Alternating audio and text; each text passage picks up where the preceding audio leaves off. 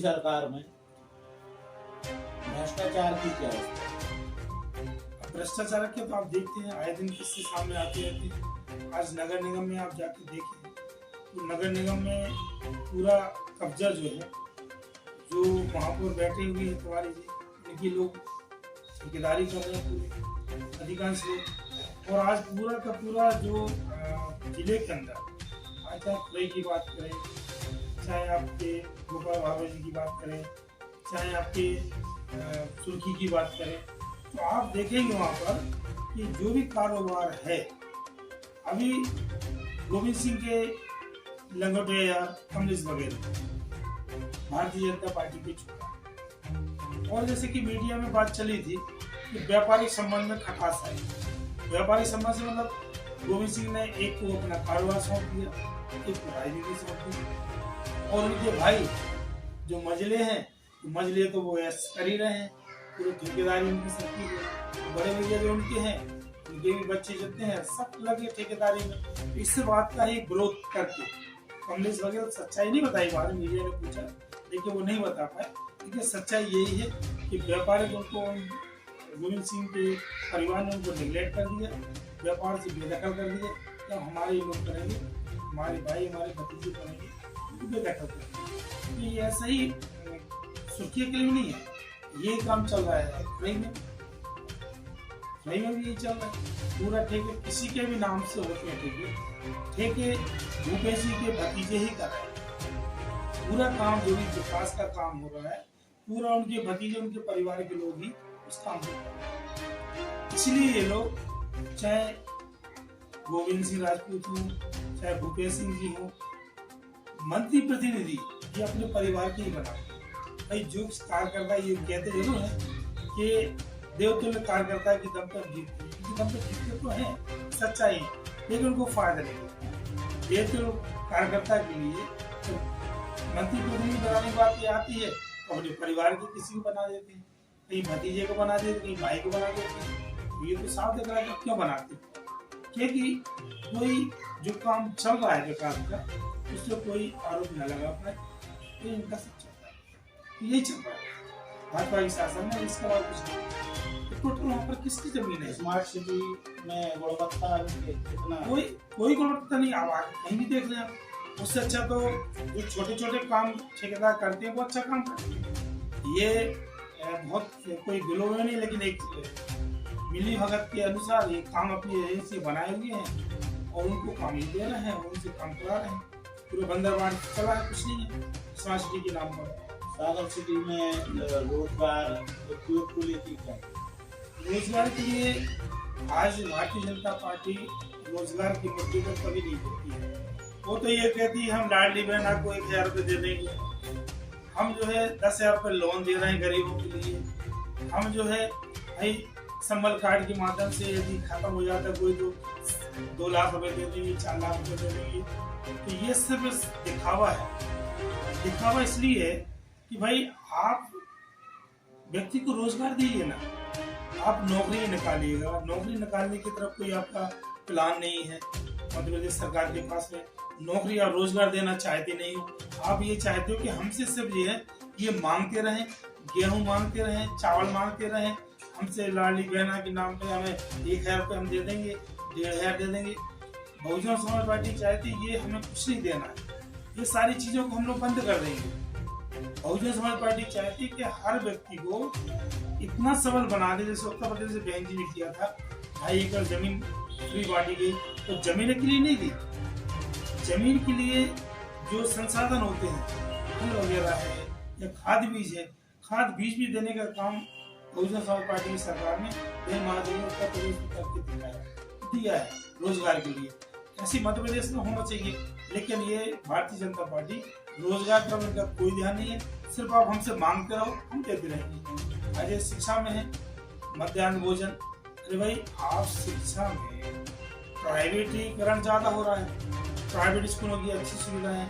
अगर ऐसी कौन सी वजह है कि भाई आप ये विकास की बात करते हो, किसी भी आप स्कूल में आप जो भी गरीबों का स्कूल है, अब जैसे गुरुओं से वार्ड में आप चले जाइए बट्ठा नगर स्कूल में, आप चले जाइए धर्मश्री जहाँ शैलन जैन जी रहते हैं, धर्मश्री स्कूल और सबसे पहले हम रोजगार की व्यवस्था करेंगे, जिससे मांगने वाला नहीं देने वाला समाज हम बनाना चाहते हैं। बहुजन समाज पार्टी जो साहब घनश्याम जी कहते हैं, जो हमारे महापुरुष बाबा साहब भीमराव अम्बेडकर कहते थे कि हमें मांगने वाला नहीं। सर, एक अंतिम सवाल आपसे करना चाहेंगे कि क्या बीजेपी या अन्य पार्टियां, अभी तो वर्तमान सरकार में बीजेपी पार्टी है मध्य प्रदेश की, तो क्या देखते हैं कि बीजेपी पार्टी धर्म को आगे करके या धर्म को मुद्दा बना के राजनीति? ये सवाल है कि धर्म को आगे बढ़ा के भारतीय जनता पार्टी राजनीति करती है। इसका कारण है कि जो गरीब तबका है उनको धर्म की तरफ जोड़ करके कथाएं करा करके, आज जैसे कथाएं आपने देखी पूरे प्रदेश के अंदर चुनाव के पहले भारतीय जनता पार्टी अधिकांश कथाएं भागवत कराती है, और कहीं न कहीं जो कथा भागवत जो प्रचारक होते हैं वो अपील भी करते हैं, यही भारतीय जनता पार्टी के पक्ष में अपील भी करते हैं उनको सरकार को चुने। आज धर्म से कुछ नहीं, मैंने आपको बताया जो सत्ता के मंदिर से है, जहाँ से सब कुछ है। आज मान लीजिए राम मंदिर की बात आती है, तो राम मंदिर भी इस देश में जो बाबा साहब का संविधान चल रहा है, उस संविधान के माध्यम से ही आज राम मंदिर वहाँ पर बन पा रहा है, कानून के आधार पर, कोई धर्म के आधार पर नहीं बन पा रहा। भाई केस चलता रहा, आज वो उसका डिसीजन हुआ, इसमें कोई भाजपा का कोई रोल नहीं है, लेकिन उस बात को भुलाने के लिए ये धर्म के नाम पर एक कर लेते हैं। लेकिन जब हिंदू की बारी आती है तब ये हिंदू भाई की नारा बता लेते हैं, और लेकिन जब हिंदू में से कोई पिटता है, आदिवासी को पेशाब करता है या कोई दलित को मारता है, तब कोई भी हिंदू उसको हिंदू कहने के लिए, उसको बचाने के लिए नहीं आता है। इससे खौफ दिखाते हैं हिंदू मुस्लिम का। वो कभी भी दलितों पर या ओबीसी पर अत्याचार हुआ है तो कभी भी इस देश के अंदर मुसलमान नहीं किया, जिनको वो कहते हैं हिंदू, सब हिंदुओं ने नहीं किया, और तो दूसरे नहीं, जो जातिगत मानसिकता के लोग हैं। क्या दलित आदिवासियों की वोट बैंक को इकट्ठा करने के लिए 100 करोड़ का रविदास मंदिर बनाना? ये रविदास मंदिर बनाने से कुछ नहीं होता। जैसे कि संबंध में जब पूछा था तो प्रदीप लारे जी ने अपना जवाब दिया था, जिससे रोजगार मिलेगा। भाई मंदिर से कौन सा रोजगार मिलेगा? हाँ, यदि उसके लिए आज भी यदि भारतीय जनता पार्टी चाहती है कि रविदास मंदिर के नाम से दलितों को रोजगार मिलेगा, तो चलो उस मंदिर को उठा करके म्युनिसिपल स्कूल जहाँ पर है, जहाँ पर वो बड़ा मॉल बनाना चाहती है, वहाँ बना दो। चलो जहाँ रोजगार मिल सकता है, यदि उस मंदिर को आपने वर्तमान में बना रहा हो, उसको यहाँ बना दो कटरा में, फिर जरूर रोजगार मिल सकता है, अच्छा रोजगार चलेगा। भाई वहाँ पर कहाँ से रोजगार चलेगा?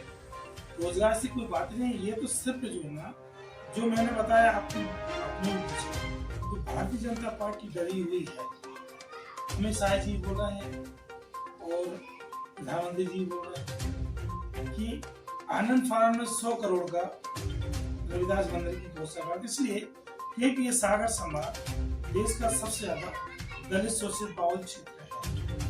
सागर संभाग में सबसे ज्यादा दलितों की मतदाता सागर संभाग में, पूरे देश के अंदर सागर संभाग सबसे ज्यादा है, और सबसे ज्यादा सागर संभाग में संत रविदास जी को मानने वाले लोग। इसलिए इस भारतीय जनता पार्टी के लिए ये इससे संत रविदास जी के नाम पर जुड़ जाए तो भारतीय जनता पार्टी को वोट दे दे, ये इनकी ऐसी सोच है। लेकिन मैं आपको बताता हूँ कि भारतीय जनता पार्टी कितना भी कुछ कर ले, आज जनता समझदार है, पढ़े लिखे लोग हैं, मूर्ख नहीं है। दलित समाज के लोग भी आज समझते हैं कि आप मंदिर बना रहे हो, रोजगार नहीं दे रहे हो, आप गेहूं बांट रहे हो, आप रोजगार नहीं दे रहे हो, आप स्कूल में जो है आप मध्याह्न भोजन चला रहे हो, लेकिन शिक्षा को नहीं सुधार रहे हो।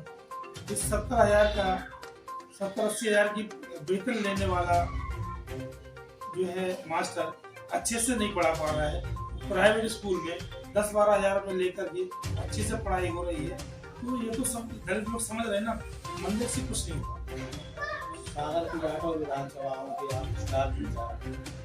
तो सागर की जनता से या मध्य प्रदेश की जनता से क्या अपील करना चाहेंगे? क्या हमारे पूरे मध्य प्रदेश के विकास से अपील है कि जिस प्रकार से हम एक इलाज कराते हैं, किसी डॉक्टर से इलाज कराते कराते फायदा नहीं होता है तो दूसरे डॉक्टर के पास जाते हैं, बीमारी दूर करने के लिए। दूसरे से ठीक नहीं होता तीसरे के पास जाते हैं।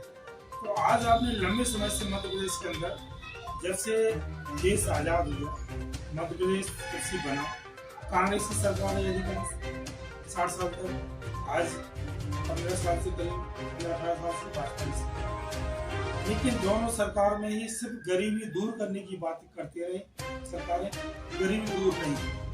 वही लोग कांग्रेस में थे, वही लोग भाजपा में आ गए, वही भाजपा से फिर कांग्रेस की सरकार में, फिर भाजपा कांग्रेस से चले जाएंगे। इनका ध्येय कोई भी प्रदेश के उत्थान के लिए नहीं है। इसलिए मैं मध्य प्रदेश के लोगों से अपील करूंगा, सागर जिले के लोगों से अपील करूंगा कि आज बहुजन समाज पार्टी सरकार आपने उत्तर प्रदेश में देखी है। तो पहले मायावती जी के स्पष्ट निर्देश रहते हैं, हमें ऐसा विकास चाहिए। शिक्षा के लिए हम लोग नंबर 1 पर लाना चाहते हैं, हम स्वास्थ्य के मामले में नंबर 1 पर लाना चाहते हैं, आपकी स्वच्छता के बारे में उसको भी नंबर 1 पर लाना चाहते हैं। तो लोगों को रोजगार उपलब्ध कराने का बहुजन समाज पार्टी वादा करती है। उनको रोजगार सबसे पहले हम उपलब्ध कराएंगे, जो बेरोजगारी है उसको दूर करने में काम करेंगे। इसलिए उनसे पूरे मध्य प्रदेश में उनसे अपील करता हूँ कि बहुजन समाज पार्टी के प्रत्याशी जहाँ जहाँ खड़े हुए हैं, भाजपा कांग्रेस जो अपने सिर्फ दिखावे में लगे हुए हैं, झूठ का फंदा है, झूठ बोलते हैं, सरकार चला रहे हैं, उनको त्याग करके बहुजन समाज पार्टी जो सच्चे मन से पूरे